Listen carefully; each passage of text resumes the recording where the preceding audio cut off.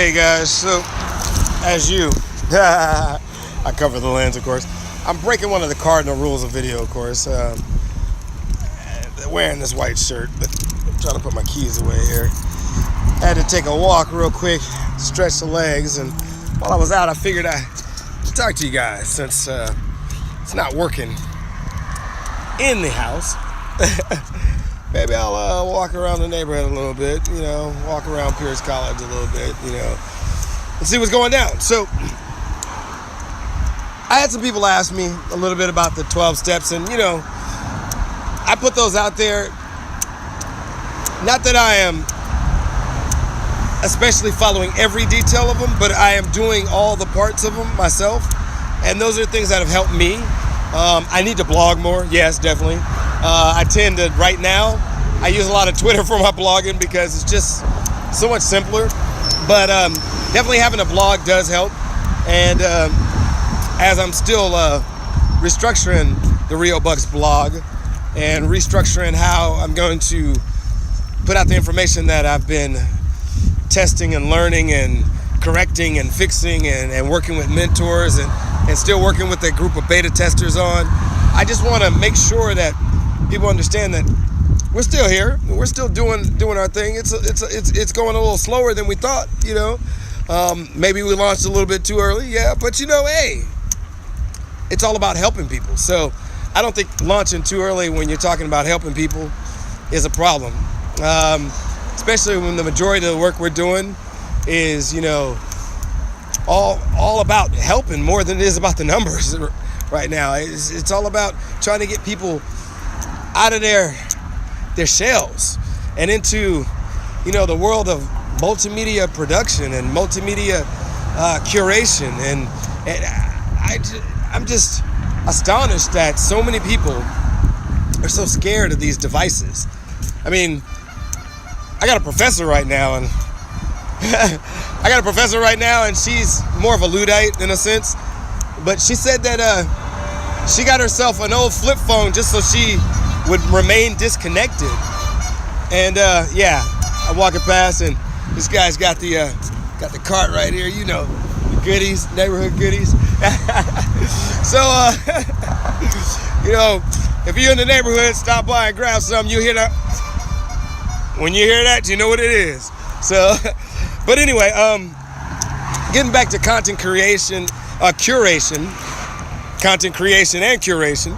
But in a sense, for places like Twitter, it's all the same thing. And somebody asked me about, the meat. This is the meat of this actual conversation. Somebody asked me about content curation for Twitter. I posted a infographic that I have right here. And one of the things they asked me was, how come, first of all, you recommend Apple products? Now, I'm going to go down this list real quick of the 12. And Apple products. Well, I use them. They're not necessarily the best overall products to use in the world. There's always going to be something coming up that's going to be better. But I think they've consistently kept a standard for multimedia and a standard for creatives. And if you want to actually do well with multimedia, you're going to use Apple products at one point, whether it be an iPhone, an iPad, iMac, I got those, a MacBook Pro, I got to get one for C-Son. So, you know what I mean? So, I mean, even colleges and institutions, if you're going to go and get a bachelor's degree, anything in multimedia, they're going to tell you to get a MacBook Pro or an iPad Pro. So, I mean, you got to invest in something. Why not get an iPad Pro or get an iPad Mini for the time being? Get yourself up on the game, because when it comes to this Twitter stuff, you don't need an iPad Pro. When it comes to this Twitter stuff, you can use your iPhone if you got one. And that's what I'm getting down to with this 12 steps to the basics of content creation. I'm breaking it down to people being able to use the devices that we all have every day in our hands. We all have around us and use without having to go out and spend too much money. Everything on this list is free except the first category one. Number one, start with Apple products. So, I'm going to recommend Apple products for this. I've tested both on Android and on Apple when it comes to using some of the products I'm telling you about, and these are the free products, and I've had better response time, better, it's just been better on the Apple products. So I just want you guys to know that. I just want you guys to know that I'm not just telling you this. I'm actually just trying to give you some good information here. Now, build a website or blog. We were talking about that earlier. The problem I was having with building a website or blog is I get hacked a lot. So, I get hacked an awful lot no matter what I do. So I'm always going through and fixing the hacks. And because I do a lot of the programming myself, or a lot of the framework on different plugins and different stuff that I'm using, some of it is coming from me. So because I'm programming, it's like I sometimes have to go back and fix stuff. So if you see the Real Buck site is down and it's got some code on it, that's because I got another Russian hacker. And I'm going to say Russian hacker because they keep putting up stuff from Russia. So it's got to be a Russian hacker, or unless it's a hacker, masking his IP from the United States. I doubt he's going to want to be put on well, maybe. You never know. Anyway, let's not stereotype or put anybody in a box. But this hacker is coming from several different Russian IPs. So my assumption is that it's Russian. So anyway, set up Twitter layout. Oh yeah, make a blog or website. Make a blog or website. Make sure you post something on it. Put something on it. Try to put something on it every week. I'm terrible. I put a lot of stuff on Twitter, a lot of stuff, well, not as much on Facebook anymore, but I'm constantly posting all the time. So when it comes to that, right now I have news feeds coming on constantly on the Real Bucks website. That way I don't always have to post something in particular. I like being out here with you guys and talking with you guys in the social media part of this world instead of actually blogging all the time. That's why. So, all right, and then next, so set up Twitter layout. If you haven't set up your Twitter, this just doesn't make any sense. If you haven't really set up your Twitter layout with the right size photos and you're shucking and jiving and you haven't put in the next number 4, add your Twitter page info. If you haven't done either one of these and you're asking me why right now, if you'll be missing out on leads. That's the answer I'm going to give you. You're going to be missing out on leads. You're going to be missing out on engagement. You're going to be missing out on impressions. You're going to be missing out on the whole ball of wax when it comes to Twitter. And your follower rate, your followers are going to go down. I mean, trust me. I tested it for the past 6 months. I went up in January, went up to 2,500, and then stopped because I tested these things out. That's why I'm giving you these answers right now. All right, now. Find 3 sources. Acquire content. You're going to want to acquire content. Now, if you might notice my Twitter page, I've got a lot of content coming from a lot of different sources. And if you notice the sources, I look at different sources for the same article because I'm reading these articles. This is information from me first. And so I'm looking at, reputable professionals, reputable news agencies, reputable sources, so that I can make sure I acquire content that is good content. And another thing, I made sure that I put on there something about, the 3 sources. When you check 3 sources, number 6, find 3 sources. And then, vet whatever professional that you're going to be viewing. Make sure that they're putting out, read their content for a while. Vet it and say, yeah, this stuff works. Because I'm only putting out stuff that I've read before from people that I know put out stuff that works. Simple as that. I get a lot of emails from a lot of people, but I don't send a lot of stuff out. I get a lot of DMs from a lot of people. That's direct messages for you guys who don't know. On Twitter, DM is direct messages. I get a lot of those and I just don't. So, all right. Then, we're going to go to number 7. Save in Apple Notes. By the way, making sure you have 3 sources, making sure that you've checked the professional can keep you from a lawsuit. That's my point. Don't think the web is wide open space and you can get away with anything. You can't. Save in Apple Notes. One of the reasons why I have you using the iPhone is because you have a plethora of tools that are for free, and one of the tools that are for free is Apple Notes. You can plug in everything you need in the Apple Notes. You can do whatever you need to do as far as preparing the post in Apple Notes. Putting in, the crediting the people, crediting the sources. Credit your sources. Credit your sources. Credit your sources, including your images. If you use an image, credit that image source. Who made it? Who put it out there? If you can't find out who put it out there, put where you got it from. That's crediting the source. So, hold on. All right. So, actually 7 and 8 are pretty much the same thing. When you're saving in Apple Notes, I put everything in there, and you can actually post from Apple Notes. For those who don't know that, you can post to Twitter from Apple Notes, but it's not native, so you're not going to get 140 characters. So, generally speaking, you'll get if you're going to go 140 characters, what you'll see on the page will be something like negative 30 would be around 140 characters on Twitter. So if you see negative 30 when you get ready to post from Apple Notes, that's what it means. And then, let me see. Create a post image and shorten link. I keep talking about this, canva.com. I talked about it before when I talked about Twitter info. And as you see, I'm sweating a little bit. It's hot out here. Let's get a little walk. Hey, they say never let you see them sweat. I like sweating. Sweating's good for my soul. Gets out all the stuff. Cleans the body out. Anyway, if you ain't sweating, you ain't doing nothing. So that's what I say.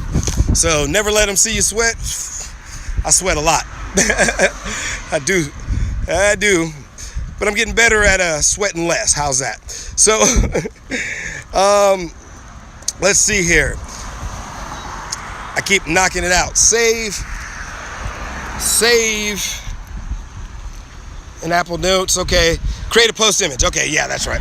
All right, so creating a post image.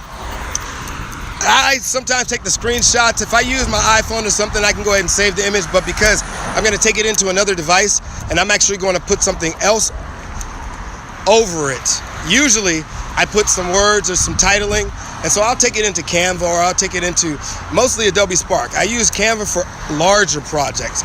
Canva, magazine covers, you got all kind of stuff in Canva that's just posters, presentations. That's the kind of stuff I like Canva for, because it's really got it. Plus, if you need to, you can go ahead and sling any photo into Canva and do what you got to do with it for any social media platform that you need.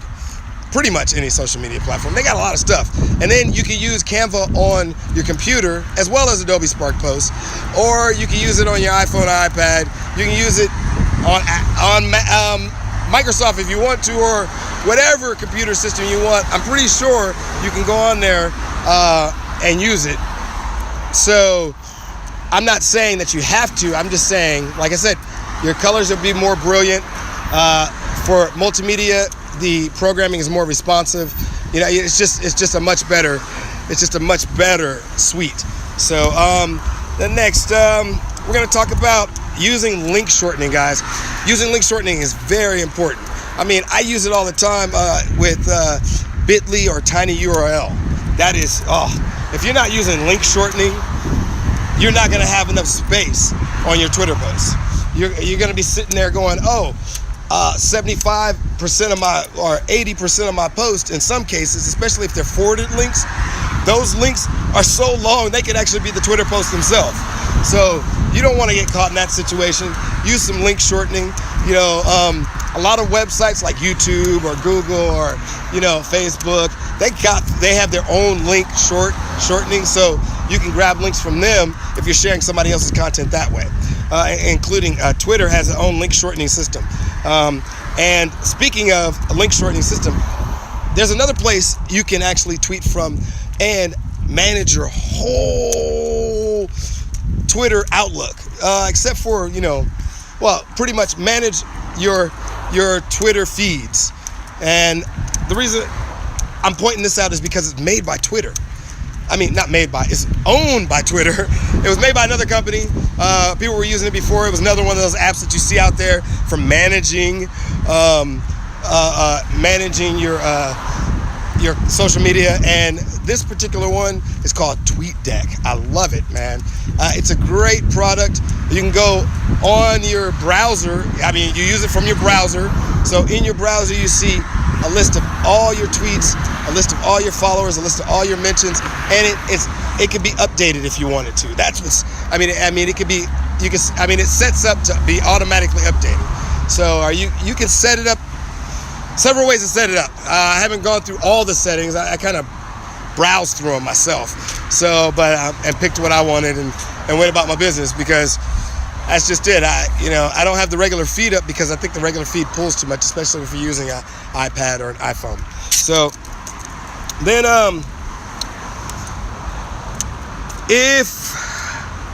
once you use something like TweetDeck, you're going to want to manage your followers. Now, you can manage your followers in TweetDeck, but I noticed one bad thing about TweetDeck. When you get to the follower screen, it doesn't really update on time as well. It's kind of a little bit wonky for me. It might just be for me and the signal I'm getting on Verizon in my casa, pero es malo, muy malo. Anyway, so I mean, not but it's pretty bad. Anyway, let's see. Check unfollower stats. Now, unfollower stats is another website that you should use. Go ahead and check it out. Get on there, and when you get on there and you use unfollower stats, you'll be able to see everything pretty much about all your followers and unfollowers, and you'll get the picture once you look at it. And I just go down the page. Like, if I see a list of people who unfollow me, I mean, this is important about Twitter. People don't understand that, followers and unfollowers, it's a rhythm that you want to keep. You want to keep active followers, and you want to keep, you want to be active.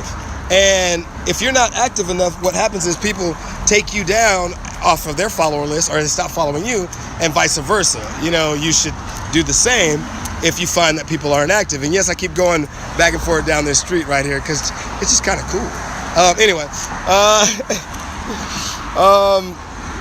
so I would say use and check unfollower stats, because every time when it fully updates, you'll see who's following you, who's left, as far as followers, and who you like to actually follow. You can go through it and look through and find out who you really want to follow. And it also shows who's mutual follow backs. It's got a list of stuff, and it's free.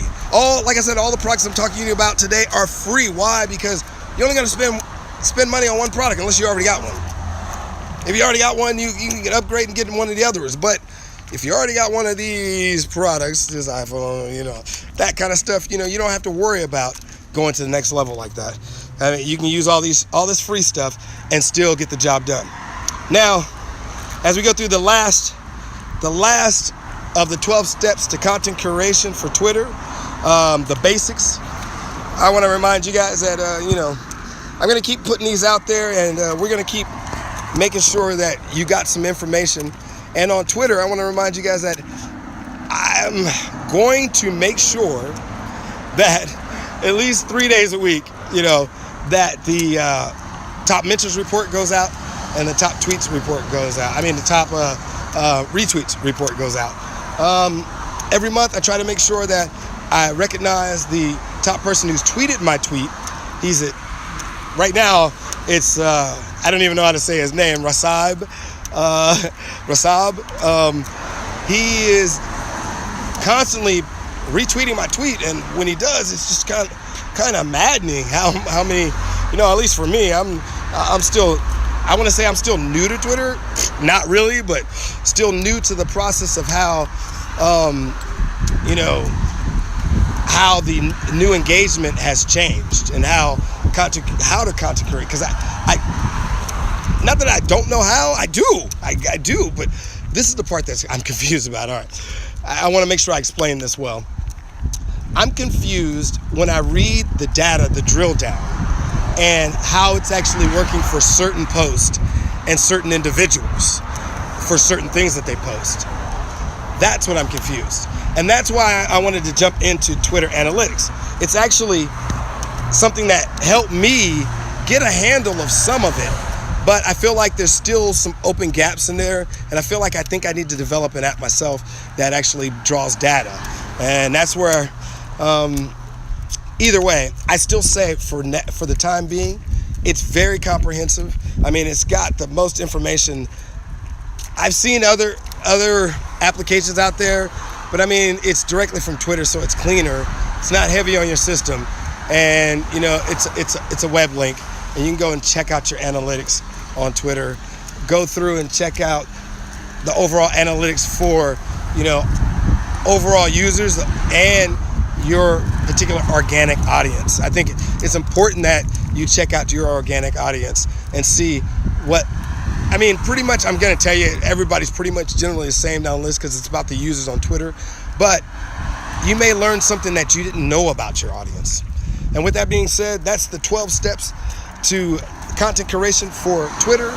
This is Doc Rio. I'm stepping out of here. I know I got kind of bright and you probably couldn't see anything, but with that being said, the Twitter basics are over. This is Doc. I'm out. Peace.